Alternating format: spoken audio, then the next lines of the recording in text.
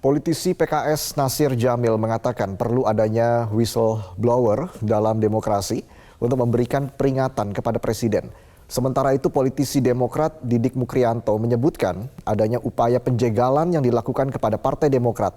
Hal ini dapat berdampak kepada pencalonan Anies Baswedan di Pilpres 2024 yang diusung Koalisi Perubahan untuk Persatuan. Whistleblower itu hanya penegakan hukum ya. Dalam demokrasi kita membutuhkan whistleblower.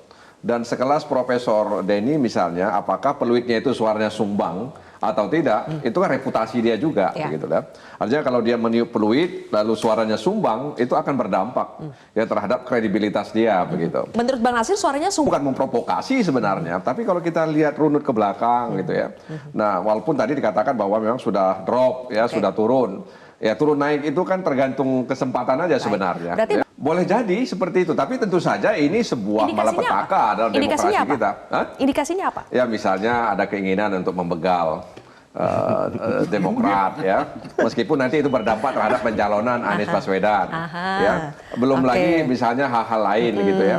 Nah karena itu memang berisiko. Jadi memang saya pikir presiden dan orang-orang sekitarnya juga sedang memikirkan bahwa sangat beresiko kalau dia berani ya atau melakukan seperti yang dipeluitkan oleh Bung Denny Indrayani itu. Sudah pasti karena Partai Demokrat adalah peserta pemilu. Bayangkan jika apalagi dikerucutkan kepada sekarang melihat koalisi perubahan gitu dan persatuan di mana tiga partai ini yaitu Nasdem, Demokrat dan PKS ini juga mempunyai kesamaan untuk mengusung Anies sebagai presiden.